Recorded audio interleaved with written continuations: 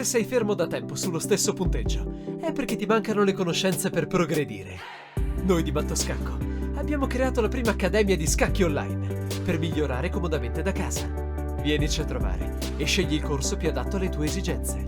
academy.mattoscacco.com.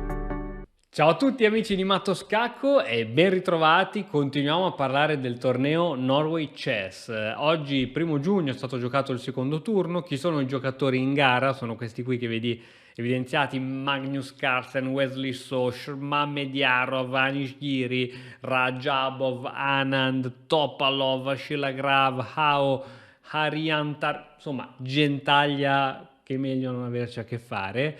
Vediamo che partite sono state giocate. Vedi, qui abbiamo avuto il turno del 31 maggio, abbiamo avuto alcune vittorie, molte patte, ma che cosa succede in caso di patta? Ora, questo è un torneo piuttosto particolare. Noi sappiamo che, se non muoio è meglio, che in un torneo normale chi vince fa 1 punto, chi perde fa 0 punti, chi pareggia fa mezzo punto. Adesso stanno andando di moda questi tornei dove chi vince fa 3 punti, come se fosse una partita di calcio. Sarà che sono un tradizionalista, non mi piacciono. E addirittura chi pareggia non è che finisce così, no, vanno a fare l'Armageddon. Che cos'è l'Armageddon? È una partita blitz o rapid di una decina di minuti dove i due giocatori si sfidano, dove chi è con il lato dei neri ha meno tempo, che ne so, uno, il bianco ha 10 minuti e il nero ha 5 minuti, ha 6 minuti, non solo ha meno tempo, che è una cosa diciamo spiacevole, però dalla sua parte ha la possibilità che se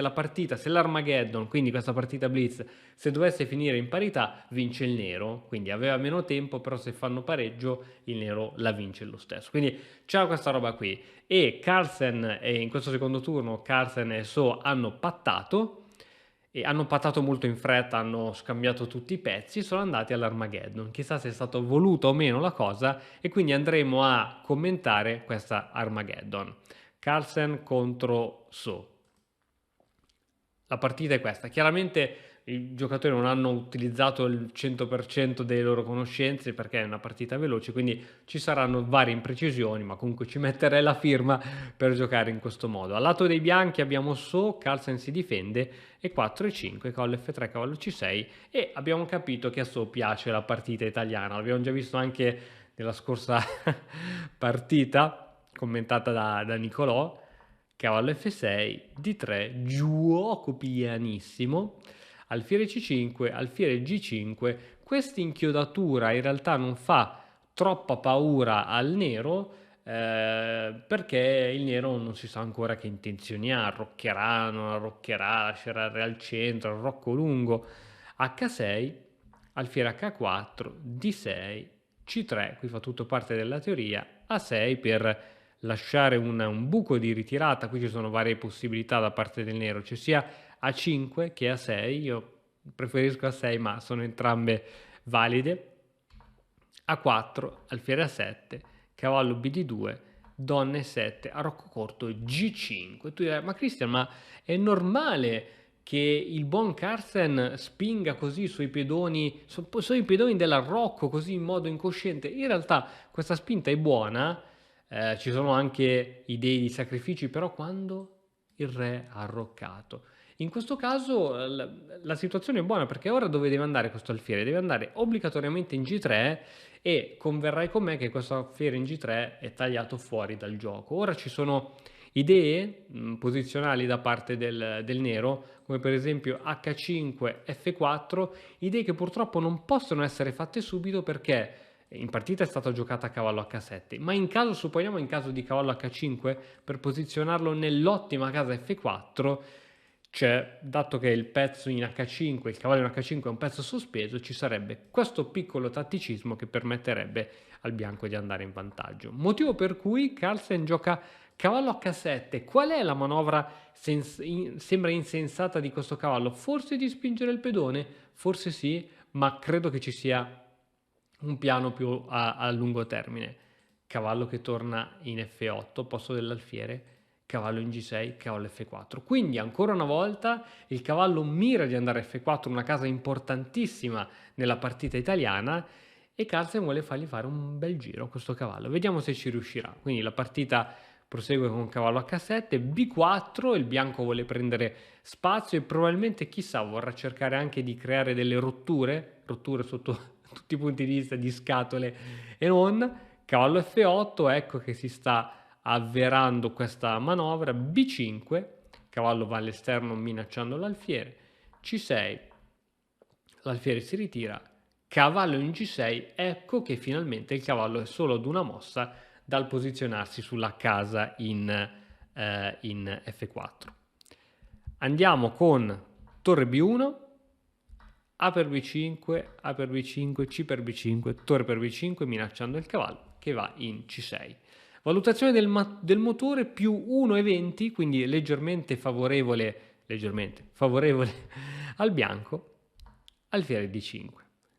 H5 inizia l'avanzata, ora qui c'è da temere perché c'è una torre sulla colonna H, una regina che potrebbe probabilmente venire a dare una mano, quindi bisogna avere i nervi sangue freddo e qui bisogna capire come giocare. Forse H4 per stoppare tutto? Oddio, non si stoppa tutto perché ci sono comunque 3 attaccanti su H4. Forse H3, però facendo H3 facciamo forse un favore al nero, no? Che creiamo subito il punto di contatto con i suoi pedoni.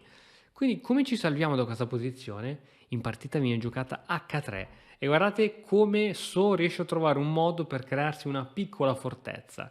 Carlsen va nella provocazione, G4, cattura, cavallo in H2. Sembra che il bianco sia riuscito a crearsi una fortezza inespugnabile e vedremo adesso come veramente Carlsen farà fatica ad attaccare. Alla fine, se tu dovessi creare una batteria su questo cavallo, non succede nulla perché c'è l'alfiere. Questo pedone blocca un pochettino le operazioni. Magari in futuro cadrà anche questo pedone. Chi lo sa? Vediamo un pochettino, è curiosa. Cavallo F4, andiamo all'attacco con tutti i pezzi, si minaccia il pedone in D3, anche eventualmente l'alfiere, ma non so se conviene dare questo cavallo così forte per quell'alfiere.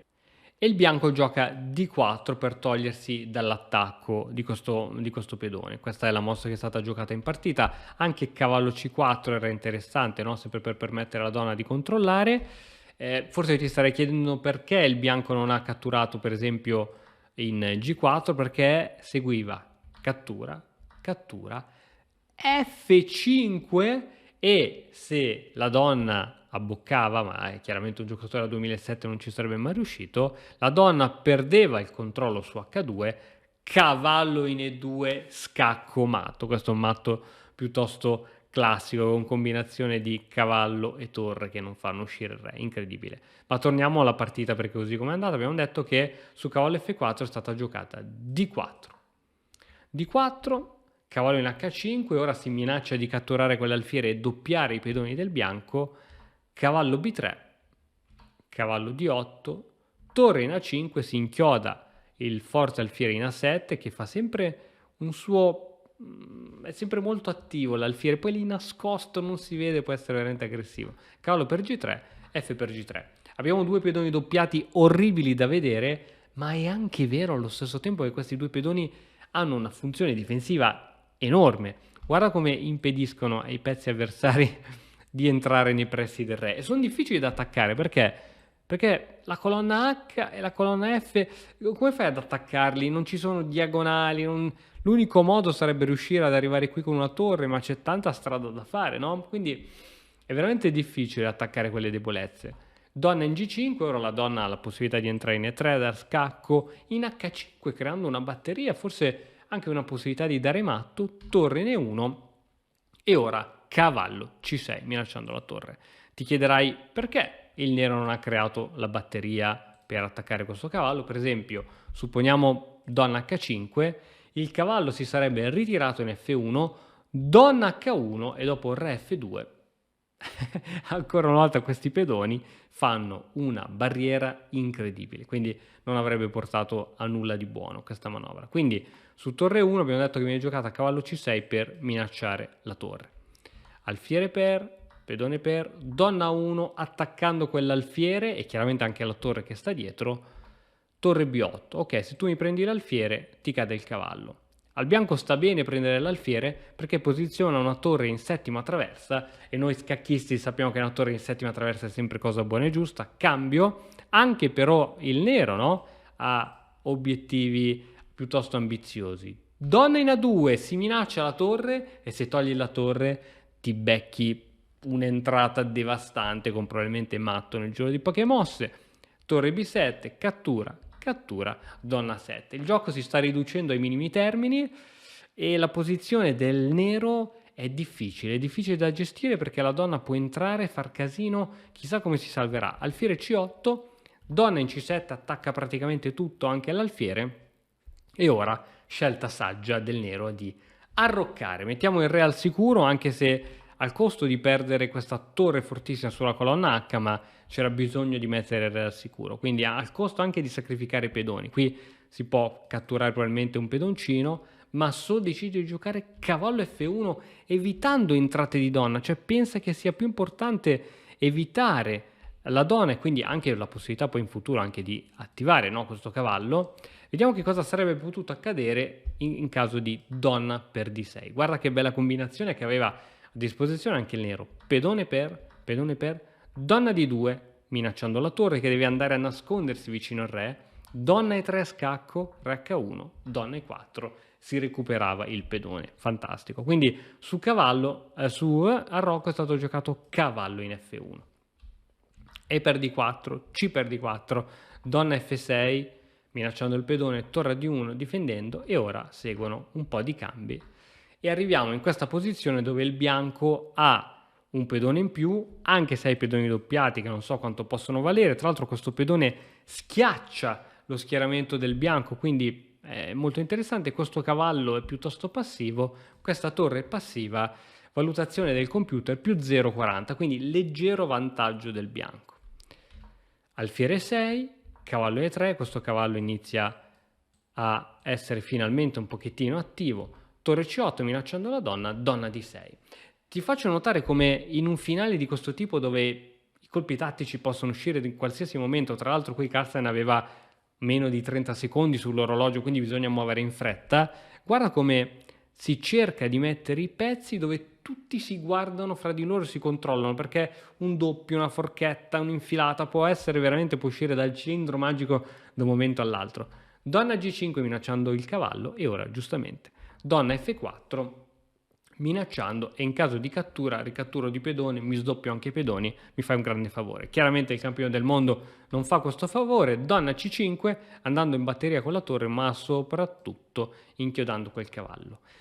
E5, mossa difficilissima da vedere, l'unica mossa che avrebbe fatto andare veramente in vantaggio di tanto il bianco. E5, l'idea è quella di chiudere la strada alla donna e quindi di aprire possibilità di scacco, di entrare in F6, di catturare, fare giochi loschi, torre in A8, donna G5 scacco, re H7 e ora che si è chiusa la colonna H è il momento di fare la mossa geniale. Re in H2, oserei dire 2 punti esclamativi, il bianco ora c'ha il re al sicuro. Si è tolto dall'inchiodatura, quindi significa che questo cavallo è attivo. Chiaramente non ci sono possibilità di giocare torre H8 perché questo re non potrebbe muoversi per fare scacchi di scoperta.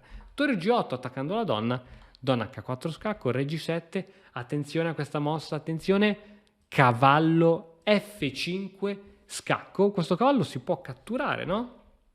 Peccato che donna F6, re H7, mi riprendo il pezzo e adesso entro in un vortice infinito. Donna F6, re H7 e qui Carlsen abbandona perché sarebbe seguita semplicemente donna F7, scacco. Chiaramente il re in nessun momento sarebbe mai potuto andare in F8 perché seguiva scacco matto, quindi doveva sempre rimanere lì, ma donna F7, scacco e qui torre D6. Qui la partita è finita. L'unica era questa e... Bene, grandissimo torneo da parte di Wesley So, che penso che continueremo a vedere belle partite. Il torneo finisce, se non mi sbaglio, l'11 di giugno e sarà veramente un torneo molto interessante. Fateci sapere se ci sono altre partite di altri giocatori che volete che commentiamo. Noi cerchiamo sempre di trovare la partita un pochettino più entusiasmante E che torneo, ragazzi, che torneo. Tra l'altro nello stesso mese ci sarà anche il torneo dei candidati, che sarà anche quello un super torneo. Va bene, ma lo vedremo in un altro momento. Ciao!